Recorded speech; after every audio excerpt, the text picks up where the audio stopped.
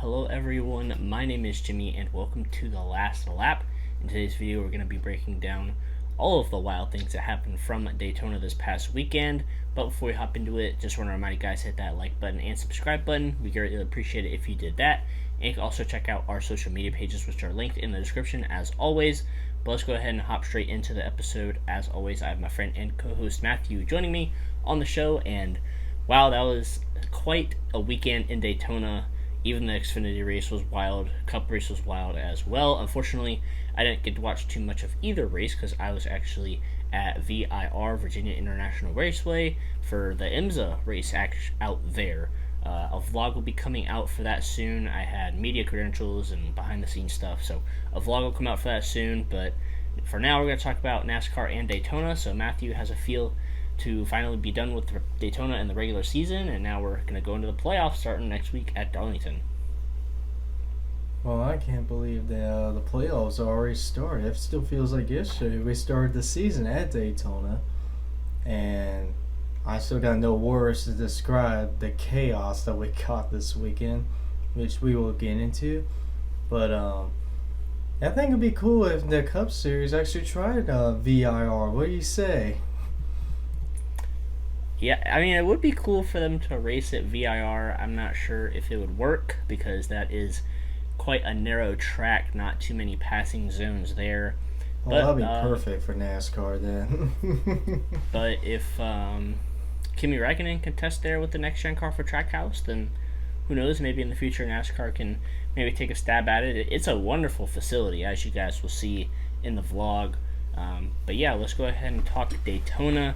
Like I said, the only part of the Cup race I saw was after the red flag, so the last 20 laps or so. So all this other stuff is, from Matthew telling me or from Twitter, all that kind of stuff. But the race was postponed till 10 o'clock Sunday morning due to rain. It was an issue for the Xfinity race. That got delayed. That race didn't finish till 1 or 2 in the morning. And then obviously it came by again. On Saturday. Pushed the race back to 10 a.m. So I was driving home for most of the Cup race today, unfortunately. But Kyle Larson blew an engine early. And then the playoff drama and intensity picked up very early on. Ryan Blaney was involved in an incident in stage 1. Denny Hamlin got loose coming off of turn 2. Came back. Several cars were involved in the wreck, like Christopher Bell, Brad Keselowski. Ryan Blaney had a decent amount of damage to the right front of that race car, but they were able to repair it and at least keep him on track to maintain that minimum speed. But Joey Logano would end up winning the first stage. And in stage 2, I thought it was crazy. There was this big set of green flag pit stops. Almost the whole field came to pit road at the same time.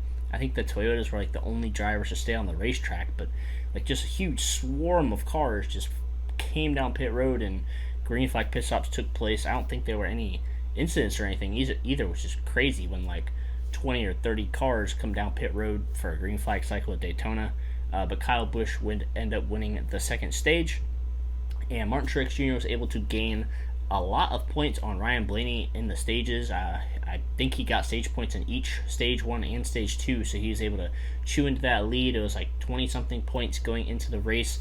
He gained a lot of those in stage 1 and stage 2. But then Martin Truex Jr., he got involved in an accident as well. It was with Michael McDowell, William Byron, Chris Buescher, Ross Chastain, Corey LaJoie, several others. But Truex did sustain some damage to the right front of his car, and most of it didn't actually happen until he was sliding down the backstretch and the right front tire blew. And obviously when that happens, a lot of damage happens to the right front fender, but they were able to somewhat repair that and keep him out on the track as well. So it was down to Blaney and Truex. If there was a new winner who had the most points, it was back and forth after that. It was a matter of who could hang on the longest, I guess. But then there was another big crash on the front stretch. Chase Briscoe got turned around, and the car actually got up off the ground. I think 3 of the tires were off the ground, and it did kind of a little spin, and thankfully came back down on the ground. Good thing that car did not go all the way up in the air and end up flipping or anything like that. But Alex Bowman, Ricky Stenhouse Jr., Bubba Wallace, Cole Custer were all involved in that. And then the big crash that everybody is talking about now. So the cars were going into turn one. It just started pouring rain like out of nowhere, and like the leaders got loose. It was like Denny Hamlin, Daniel Suarez, Daniel Hemrick, Justin Haley. They all just lost control of their car and spun right in front of the whole field, and several cars, almost the whole field, was involved in that accident. Kevin Harvick almost made it through. He got caught up just at the end of the wreck. He ran to Harrison Burton, I believe. That jacked his car up. He would have been the leader if he didn't get hit right at the end there. The gap just closed just enough on him to not be able to make it through. But Austin Dillon, he ended up making it through the wreck on the bottom. Just kind of chilled and maneuvered his way through on the bottom of the racetrack on the apron and slid through the wreck. And the red flag would come out for rain after that. And it would be about a 3-hour rain delay. And then when they eventually got back racing again, there were 10 cars on the lead lap and probably like another 10 that were a lap down or several laps down that had damage. That rain wreck just took out so many drivers, and then some of the other wrecks too, they took out a bunch of drivers as well.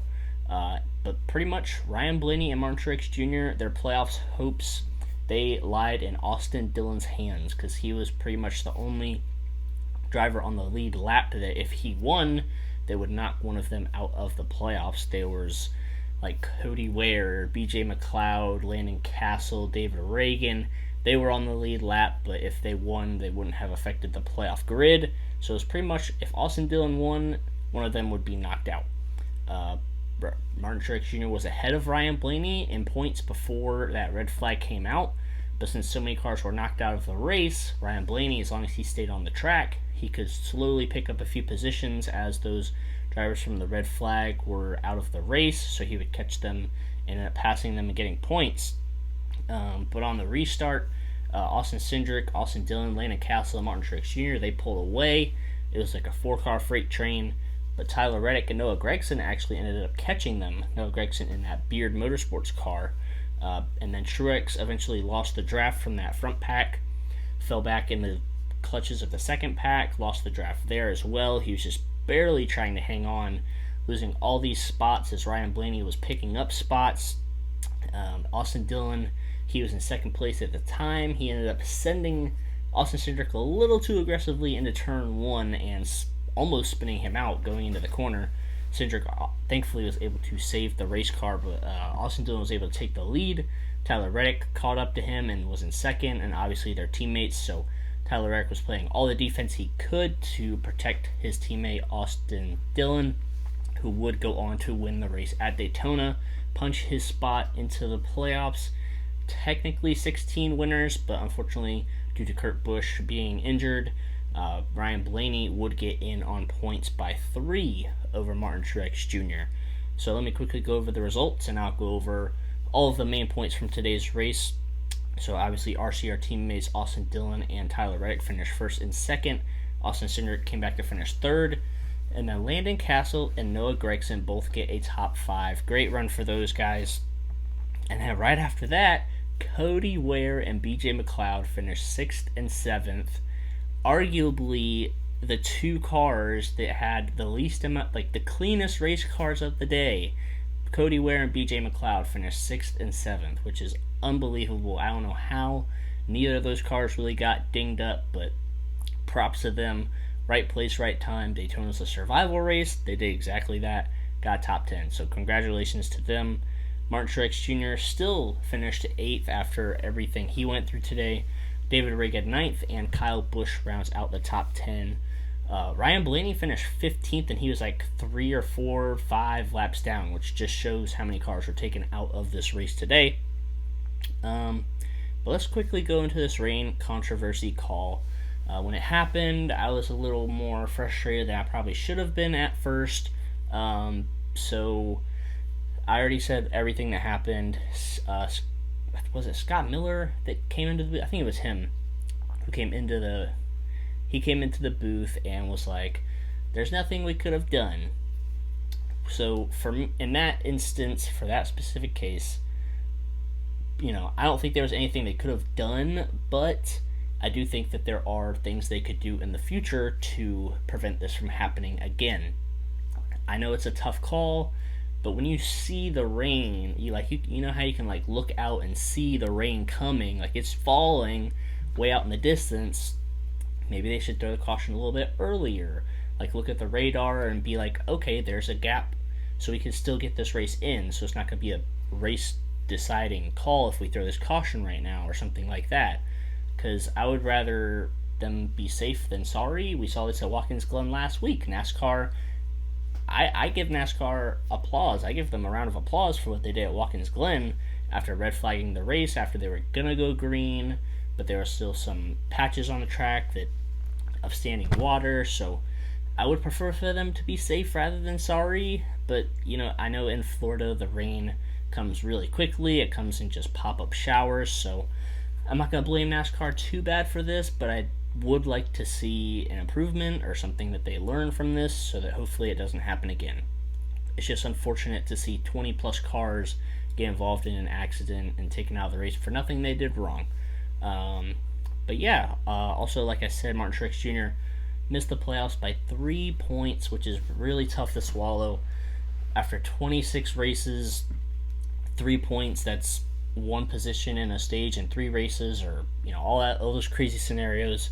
But he just didn't perform this year. He had like one good run at Richmond earlier in the spring, didn't do well at Martinsville, one of his best tracks, didn't do well at any of the road courses really. So tough break for Martin Truex Jr. Hopefully he can come back next year and maybe his final year and do a little bit better than that. And also I'm going to talk about Austin Dillon, the winner of the race. A few years ago, I think it was 2020, he got into the playoffs and had a really strong start actually, like at Richmond and Darlington. So maybe we could see that again this year. I don't think he's going to go too far in the playoffs, but maybe we could see that spark again this year like a few years ago, and he can have some good runs to start the playoffs, maybe make it to the round of 12, but we'll have to see about that. And obviously the first round is coming up now. It is going to be Darlington, Kansas, and Bristol. That will be the first round starting next weekend. But yeah, that was a lot of talking for me. But Matthew, go ahead and tell me everything you have to say about this race, because you watched the whole thing start to finish. Well, this whole weekend, in a nutshell, was an absolute demolition derby, basically. You thought the Indy Road Course was an absolute wacky, crazy wreck fest? Well, Daytona just topped that this weekend. This was, I still can't believe the finishing, I can't speak because I'm just still in shock. What just happened? There were literally only 10 cars on the lead lap. And look who finished in the top 10. Landon Castle, an Aspire Motorsports car. That we never see that car around unless it's like a highlight for a wreck. They finished 4th. Noah Gragson, but not in a Colin racing car like he's been this year, and a Beard Motorsports car, a team that has only one full-time employee, finished in the top 5. That's amazing right there. And of course, that team's only highlight that I know of is when Brandon Gaughan basically did a skateboard move at Talladega there.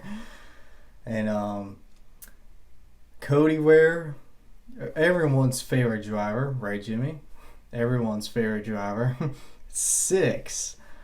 BJ McLeod in the 78 car, who, Cody Ware and him have been like the laughing stock this year when it comes to low lights. They finished in the top 10. And of course, I didn't know David Reagan was even in this race, driving that other Rick Ware Racing car. Oh yeah, Rick Ware Racing. Both of their cars in the top 10. Can't believe it. So yeah, that's when you do something crazy happen today. And so, okay, I want to get straight into that big one, basically, with the rain. I know NASCAR in the past has screwed up over these calls before. Of course, there was the legendary Circuit in America's rain race, basically, And then, of course, the Loudon race, which I'm still trying to get over to this day. And look, I to be in my opinion, from what I've seen on onboard cameras from the lap before to what the sky looked like at the time, I can't entirely blame NASCAR on this. Now, they're not off the hook just yet. I mean, they could have been a little quick on the call there, but I can't put all the blame on them. I just can't. Because when that happened, it wasn't like it was very dark in the sky and you just see a sheet of rain coming on the track. No, it was sunny. You couldn't see any rain from like the helicopter view or anything like that. And on board, just a lap before that, that same area, it was sunny, no raindrop at all. Even Kyle Busch, who's never been shy to criticize anything NASCAR does, he even said, "Oh, it wasn't raining turn one at all." So that happened basically just like that, just like that. Barely any time to call anything. So I'm not gonna put the blame on NASCAR there.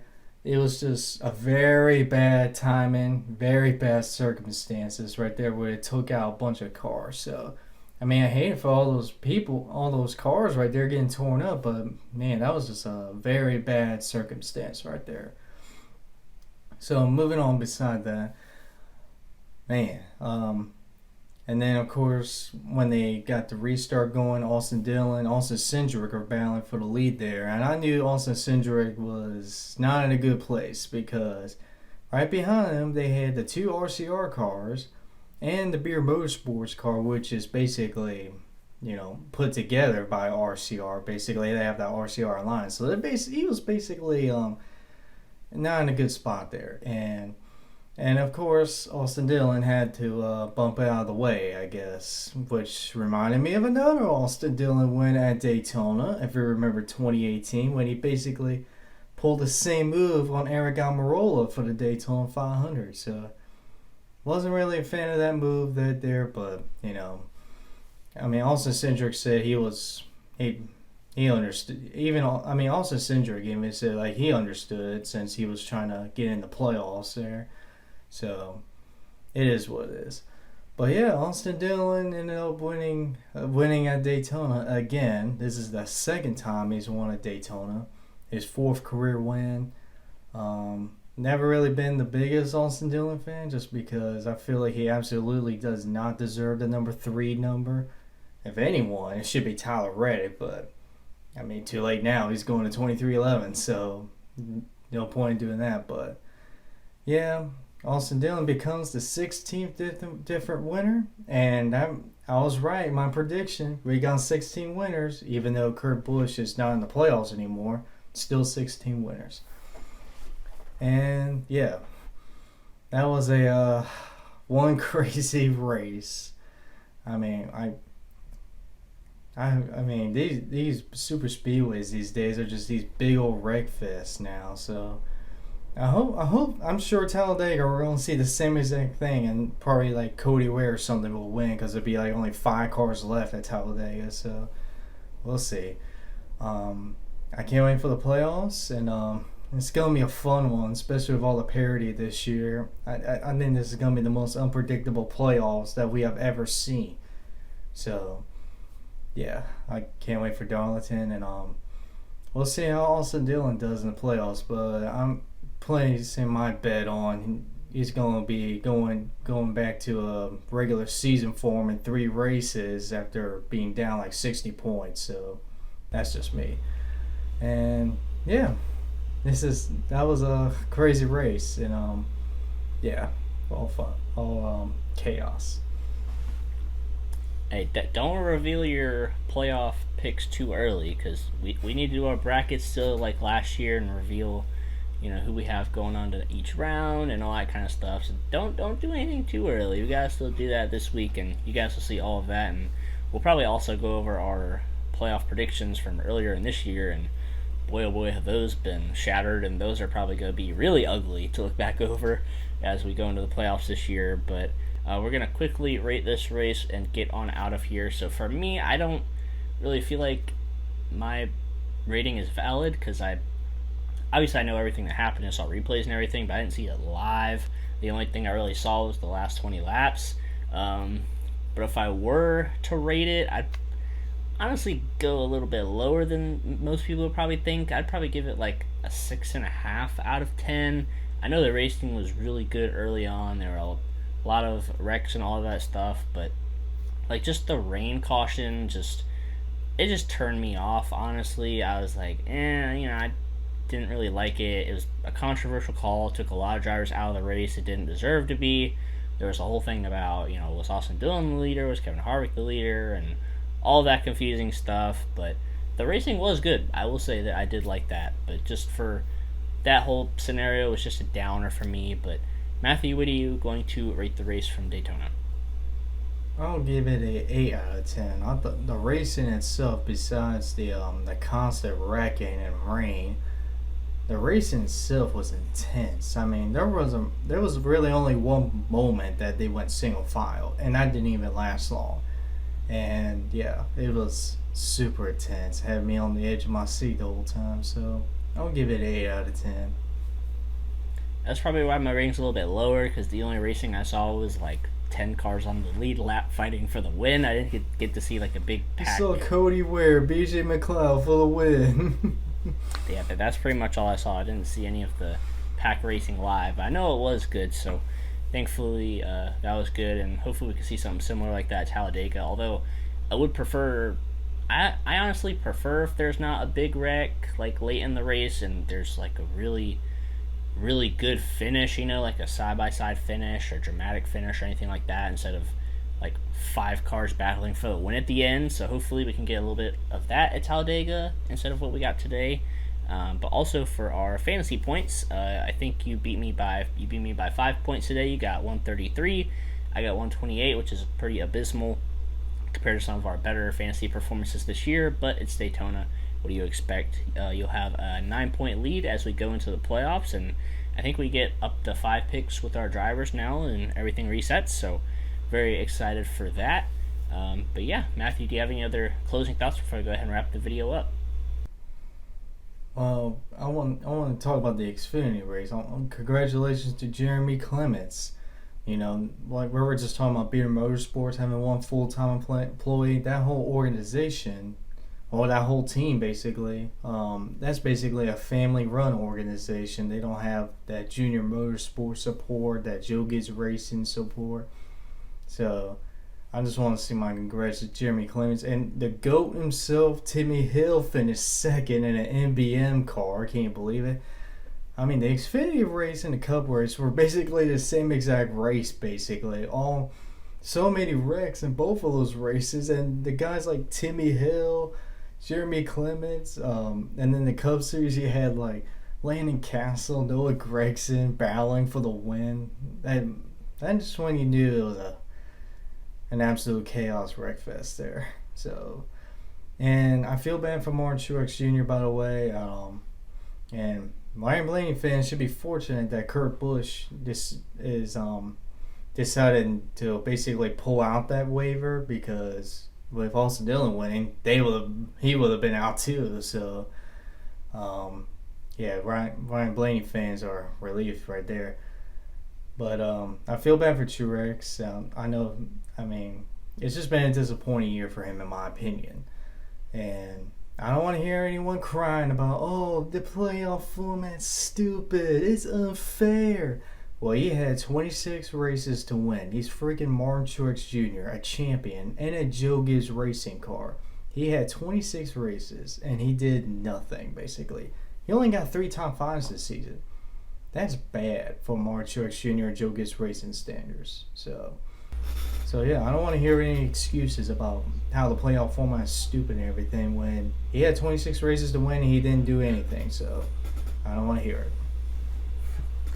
Yeah, so combined this weekend, I probably saw about a stage and a half worth of racing compared to 3 stages, thanks to weather delays and traveling and all that stuff. So unfortunate weekend, but I was able to get a lot of cool footage for the IMSA race. That vlog hopefully should be up this week before our playoff predictions video. That'll come out later this week as well, so make sure you guys stay tuned.